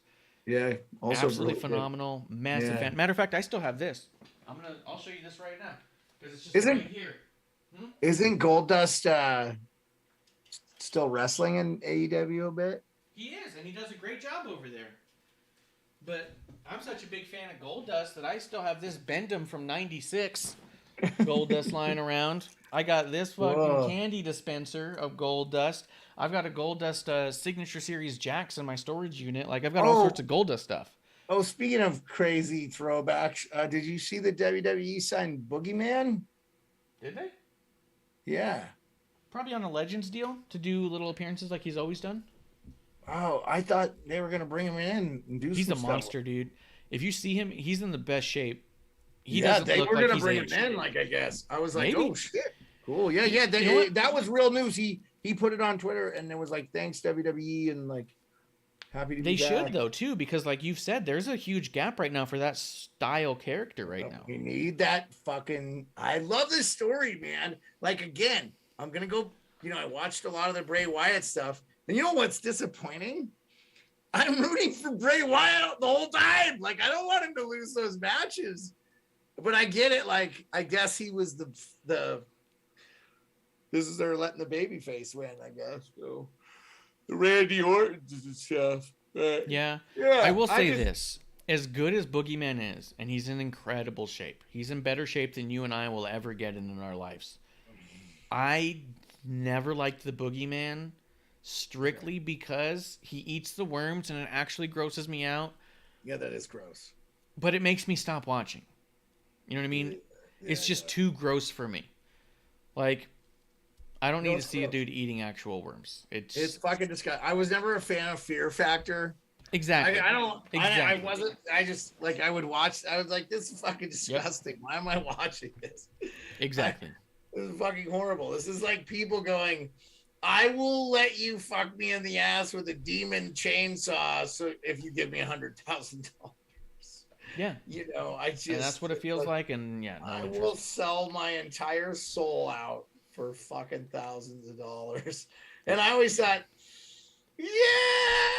like, the fun, like, scary, just like stuff that's like, take this 10 speed off a ramp or something. Shit, I like that stuff. Like, that's cool. Like, you're being death-defying, but like, it's like you're not reinventing the wheel. You're not, doing a bunch of gross shit. So I'm like, oh, Yeah, disgusting. It's just gross. Can you imagine being on the set, having to clean that shit I know, you're having to like fucking scoop up worms and shit. Do you have a theory on who you think's going to AEW right now? I don't. I just wanted to hear what you thought. You convinced me it'll be Cody Rhodes. It'll be a giant letdown. And yeah. No, I just was curious. I mean, if it was Triple H, I fucking think the internet's gonna break.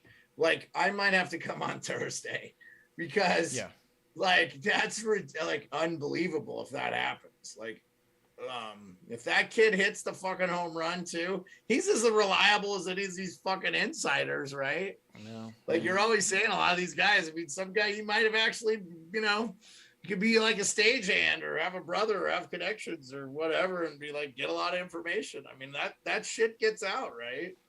Yeah. Groomer says Samoa Joe as a commentator, at least. Samoa Joe would be cool. None of these are like this massive Forbidden Door thing, but he's like, the person was talking about how like Cody Rhodes is teased using the pedigree, and it's actually the reason that producer lady has been saying since the very beginning she doesn't believe that AEW and WWE aren't in cahoots in some level. Yeah. Because since day one, they've talked a lot about WWE, and since day one, Cody, because Kev has brought this up a number of times, Cody's been working a Triple H angle ever since he got there. Right. And so the question is, like, we were wondering, is the question, or is the answer that WWE and AEW are in a form of cahoots? Is the answer that Cody Rhodes is hedging his bets and was unsure of if the company was going to last, but if it doesn't last, he's got a fallback on a Triple H storyline he's been doing on his own for fucking 3 years? You know what I mean? Or is it just that he's feeding into the fact that fan base will eat up something like that because they're so anti-WWE? Like, it's been an interesting conversation for a couple of years, and I would be shocked if Triple H went over there because he doesn't need the money. Yeah, I just want, like, you can't buy him. I agree with all that. That's why it would be so earth-shattering, right? Mm-hmm. Like, if this happens, like, it is going to be a holy shit fucking moment. Yeah. I will say this. I understand why people think there could be some collusion amongst the companies. Yeah. Because, look, I mean, ratings, I just think people view shit now differently. They still don't know how to monitor even the clicks as well as they did, just when you watched 72. I was watching like 72 million people watch. I think it was 49 years today or something. The Beatles were on Ed McMahon, and 72 fucking million people tuned in to watch the Beatles. 72 million! Like, wow! Get the fuck out of here! And I don't know how many people lived in America in 1960 whenever the Beatles played. I was going to say, I don't think 72 million people live in England now. You know what I mean? Well, no, they're just talking about America. Okay? I know, but I'm saying that number is bigger than populations. Oh, England doesn't have 72 million people. No. That's what I'm saying. You've got so many viewers that your viewers can actually outnumber entire countries at that point. Like, it's just a crazy number is what I'm saying. Oh, yeah, like the Super Bowl gets, too, yeah. I mean, they're just very rare. We're not going to see that stuff anymore. It's going to be just so different. It's just, they're going to have to figure out how to monitor basically how people watch shit. And then, with the apps and stuff, they can collect all that data, and then they can use it to be like, okay, yeah, we can, like, people are buying our Netflix or whatever for this shit. Dude, I think like, too, people talk about like the scattered viewership, right? Like, one of the things that make WWE so successful is that their TikTok is so viewed, their YouTube is so viewed. Yeah. And so when you look at it from that perspective, like the simplicity that it was before, where it's like we're on TV and you can buy ads for our TV and you get to see it goes out to all of our viewership. Now you actually have to break up your ads. You know what I mean? If you want to sponsor a segment on Raw, let's say you're Irish Spring Soap, you want a segment on Raw, it's only going to be seen by a portion of their audience, because there's a large chunk of their audience that only consumes their content through other avenues. So do you buy ads on that platform or this platform? Like, it just makes the whole thing super complicated. you may not be buying it on local TV. Well, they fixed a Yeah. little bit of that issue though. So like if you have Hulu, locationally, like here, if I'm watching Fox, it's Fox 4 local Anchorage. So anything, we'll see Anchorage commercials. So even though I'm streaming Raw on Hulu Live, I'll still see those commercials. Now, if I record it and then watch it back, I can fast forward through the commercials or whatever. But that's just no different than a DVR. But even that is live. And let's so if we just, scope out a little bit, let's say that Raw gets 1.5 million on average. That's 1.5 million of the live viewership the first day that it airs. But let's say that YouTube gets 8 million replays on the same segment off of Raw. If you did it on live and you didn't pay for an ad on YouTube, then you're only getting an eighth of the viewership of the same segment advertised in your product. You see what I mean? Like, it's just crazy to me. It's just weird. It's complicated. We're not gonna be able to figure it out. Neither of us are in advertising. But when I think about the spread outness of it all, I think that's one of the reasons why these companies can be so large and make so much money, and it doesn't look apparent to us as viewers just in general, because we take it in the one way we take it in. But it's being consumed by TikTok and YouTube and Instagram and Twitter and live on TV and then on replays, and all of those are a different platform to advertise on. It's just crazy. It's just wild. That's why the company's got billions and billions of dollars, and more people keep spending billions. Disney Plus just bought their Indonesian rights to stream their stuff for another $1 billion. Like, it's wild. It's just nuts. I don't know, man. We should be in advertising. We make more money, I think. Yeah. Or figure out how to write good stories that people want to watch. So, did you want to talk about anything else, or? Two things we'll hit up, and then we can kind of slow it down here. You talked about Miz before and how much you're enjoying the Miz. What do you think of the Miz and Mysterio's thing going on right now? Yeah, I'm good. I like it.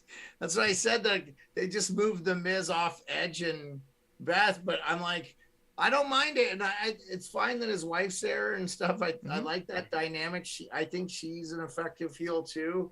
So again, give me the story, like him faking Mysterio and then Mysterio actually doing, which was great. Yeah.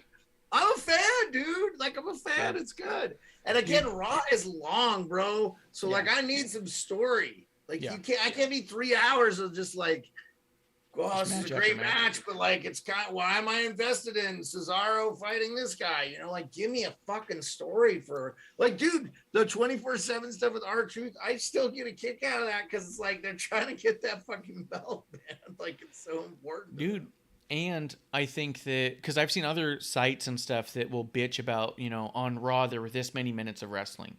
Yeah, that means the rest of the episode was on story. And to be honest, if I got a 3-hour show and you give me 2 hours and 45 minutes of wrestling, I'm fucking burnt, dude. Dude, I don't want to watch it. I love wrestling, but I need to be in. I'm like, give me a reason to care about what we're watching. It could be the greatest match. It could be the greatest match. They talk about these. Yeah. We're in this barn in fucking Minnesota. It was Arn Anderson versus fucking, whoever the fuck other legend. Yeah. Greatest match I ever saw. Yeah. But why the fuck do you care about it, though? Like, I gotta care about. Now, if you were a fan, like, I understand that's how wrestling works. You found a guy, George the Animal Steel or whatever. You were a fan, but like, you have to have a reason. Do you like the heel? Okay, but you gotta give them a heel. But you also need a palate cleanser. You know what I mean? Yeah, like, if you just go, exactly. I mean, even sushi gives you ginger. So between your sushi bites, which is amazing, you can go straight down the line, or in between sushi, you can have a piece of ginger, cleanse your palate, and now you're ready for the next minute. Story can be that ginger.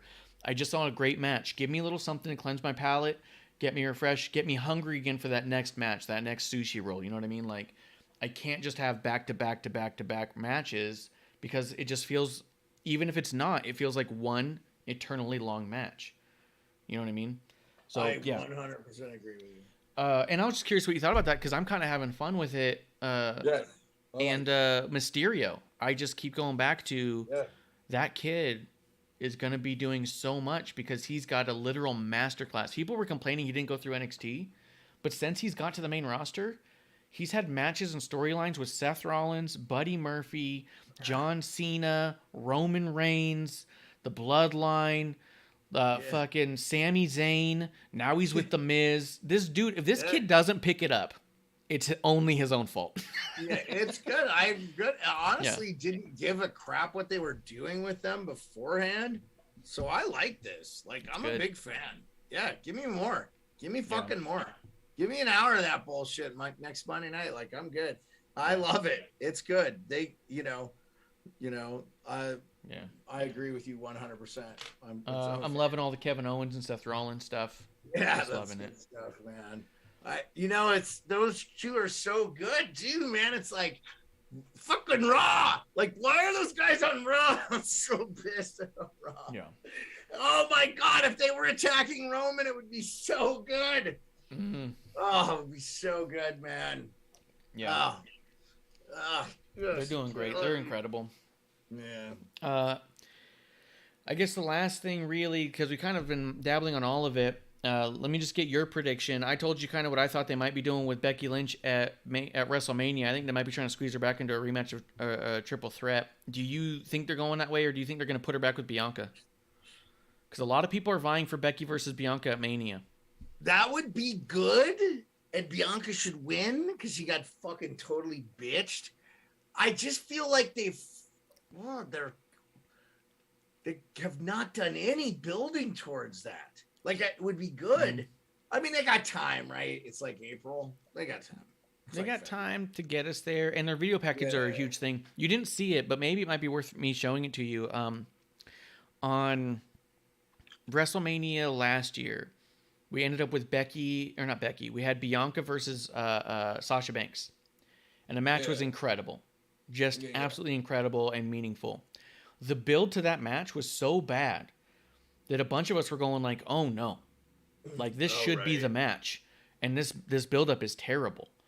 And it was so clunky and weird. Yeah. But then here's the deal. Like, this is why it'd be worth for you to check out and tell me what you thought. The video package before the match was fucking art. Dude, it was amazing. I was all like, holy shit, they pieced it all together in this video package.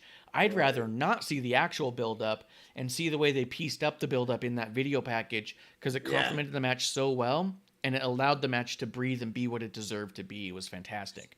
Sometimes the story shot is better told through the editor's eyes. You know? Yeah. Because you can only use what you shot, but you're not fucking wrong too, man, because I feel like movies are made and broken into fucking I'll go back and watch a director's cut and be like, why the fuck did they not have that in the fucking movie? Like, that made shit more explains shit. Like, let me give you an example. I'll never fucking forget this one. Have you ever seen the movie Highlander? Yeah. Okay. So there's a scene they cut for, now it's in the movie if you watch it, Russell Mulcahy's cut, where it's with World War II, and this fucking Nazi dude is like, to him, and he's like, shoots him, and he goes, whatever you say, you're the master race, Jack, because Christopher Lambert kills him. He machine guns these fucking Nazi fucking soldiers.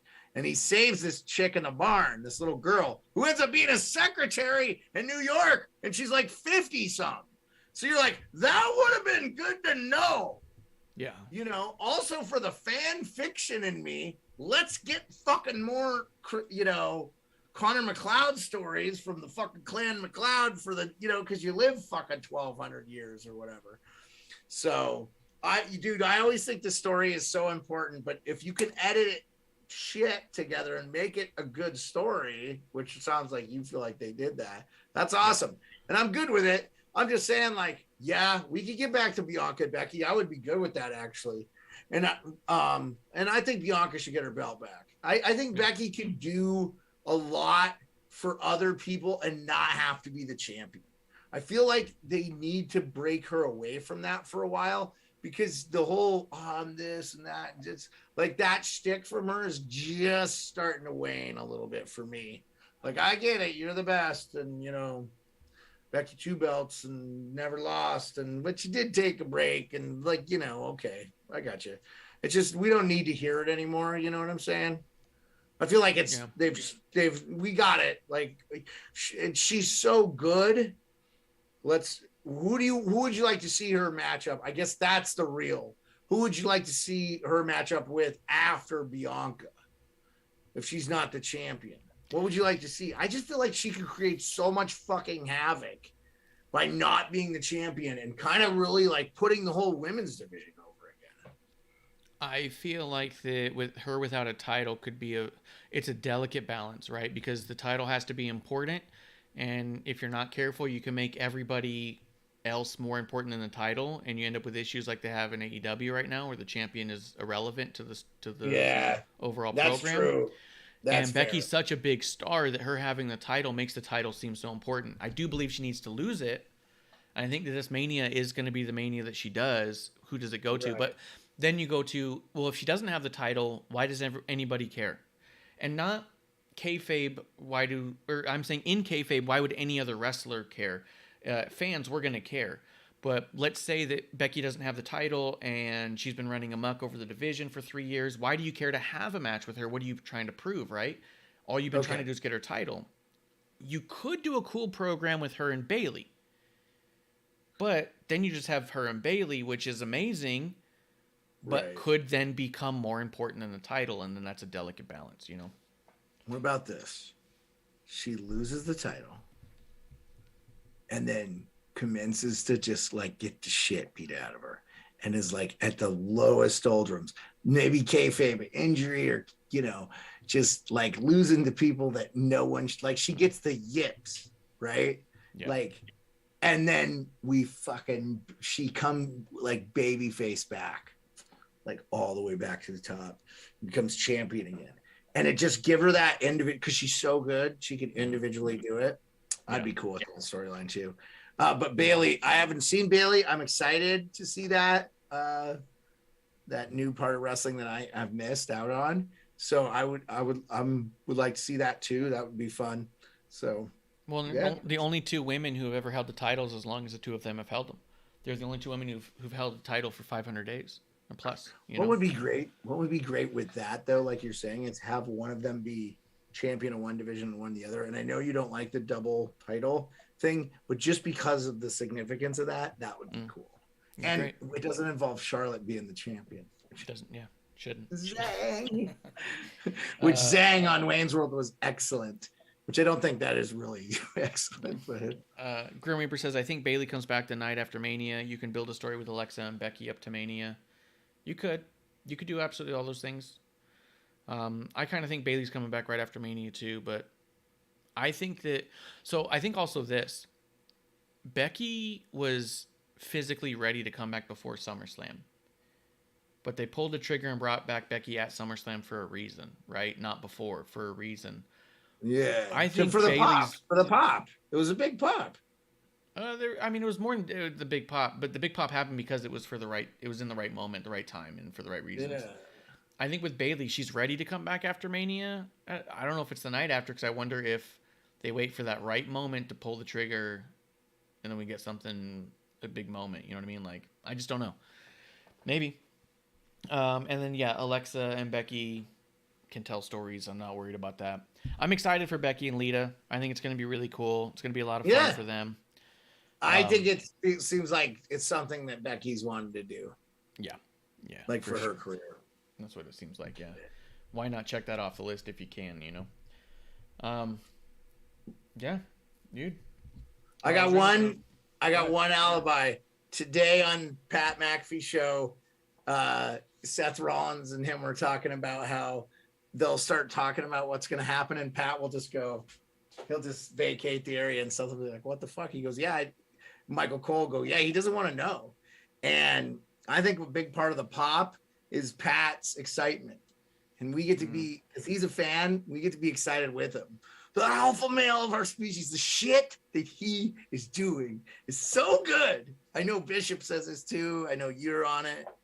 It's so fun. And that's what I'm saying. Like, I want the SmackDown roster to be the best of the best when we have the pay-per-views, so we get Cole and Pat. Because I want that. Just his excitement, his exuberance for the moment, and his ability to articulate it at fucking speed demon factors and just get it out of his head. It always sounds so fucking cool. And you feel like, man, I'm missing out. I'm not there. You know, like, it's really cool. Like, I have not had somebody that's made me want to go do more shit. By the way, he hit me up again on Twitter when I fucking took a picture with the Stanley Cup and fucking tagged him with Steph. Yeah. And he was like, we'll hang out soon. Cause he has to know me now. Well, and I did take my logo that you so graciously got off my Twitter. And it is me and Biz Nasty from the Spin Chicklets Cup, because what a fucking great guy that guy is. Such a good dude, man.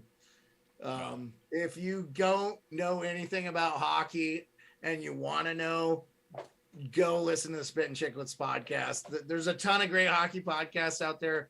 Those guys aren't the only ones. They're so good, man. Yeah. You'll hear some crazy ass stories. Fucking such good dudes. So here, like, I don't get paid. This is unpaid promotion. Sponsored, not sponsored. Yeah, sponsored, not sponsored, baby. We are going to sponsor, not sponsor the Spit and Chicklets podcast.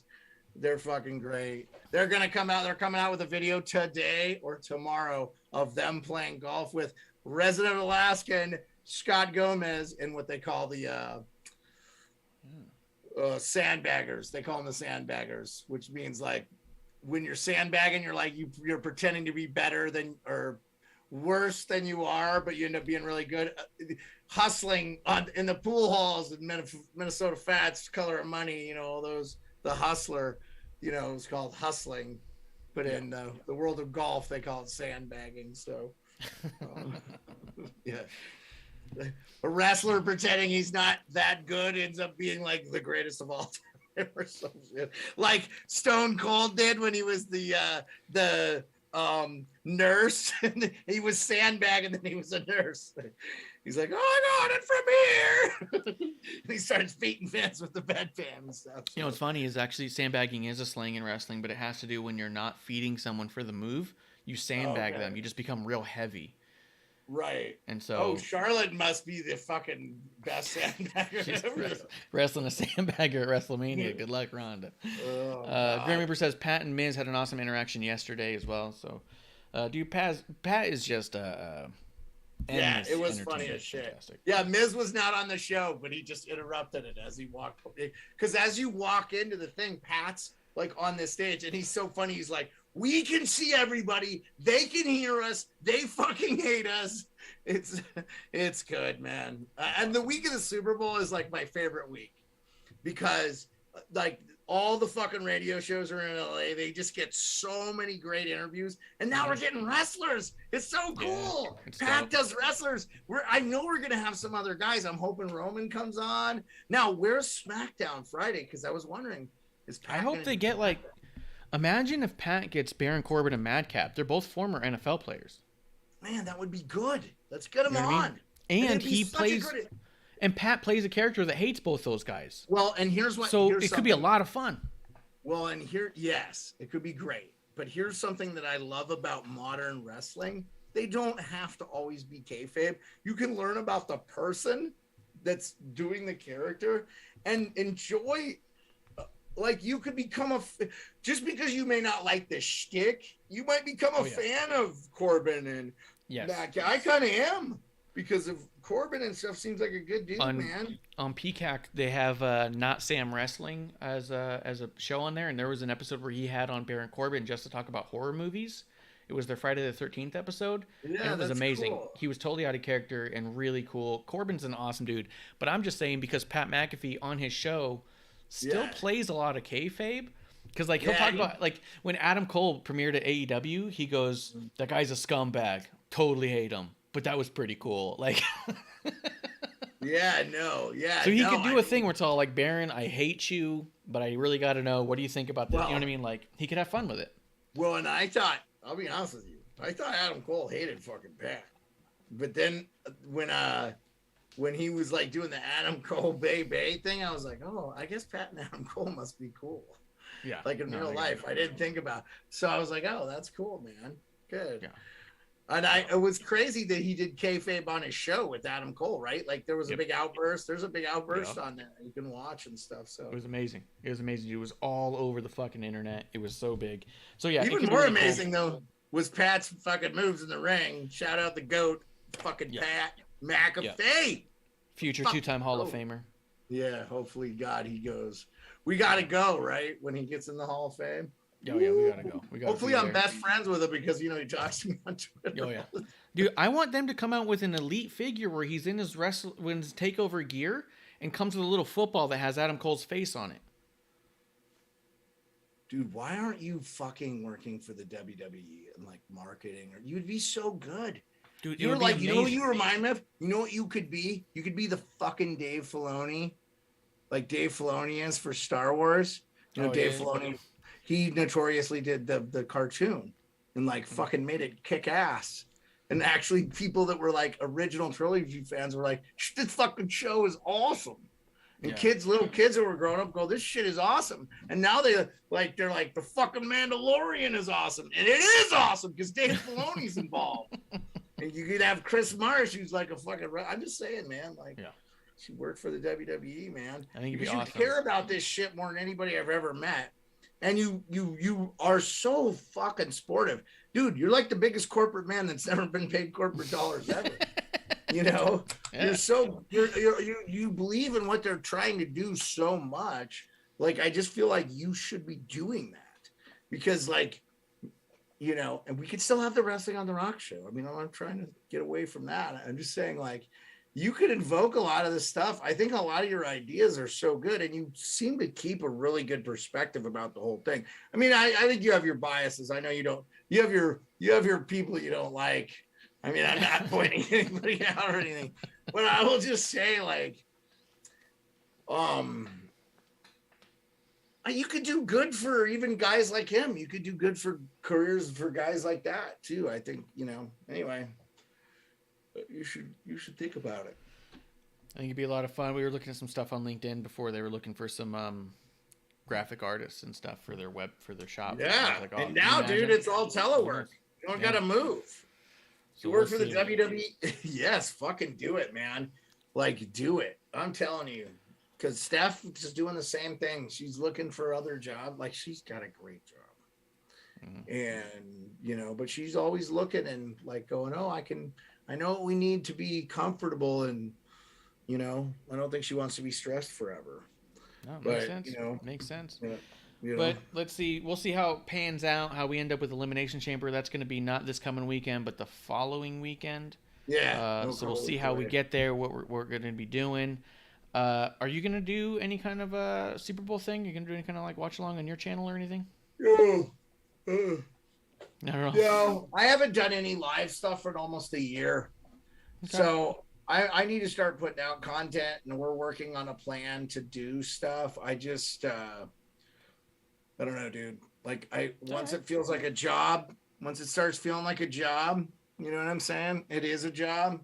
Yeah. So like, if you love what you do, you'll never work a day in your life. I hear that, but sometimes if you love what you do and you're trying to turn what you love you do in a job, it fucking is a job, and you feel like it's a job. So I just want to do the shit for fun right now, and I'm not trying to make money off of it. I don't need money. So yeah, no, it's all good, man.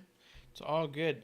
Otherwise, we're going to be back tomorrow here in the dive bar of the IWC. We've got, from what I can tell, we're ironing out the details as we speak. We should be having a very big guest on tomorrow. Nice. To break down a bunch of stuff. So it should be really cool, notable, and we'll see how it plays out. So keep tuned onto our Twitter at WOTR the show. I am at Ref Marsh, at Beard_sports over there to the side of me. Otherwise, we'll see you tomorrow night for a brand new episode 1 right here in the dive bar of the IWC. Guys, that's the last call.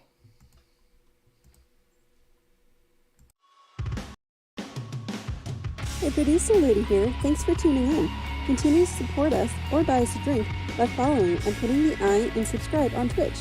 Or subscribe and review our podcast on Apple Podcasts or wherever you listen to us. Cheers!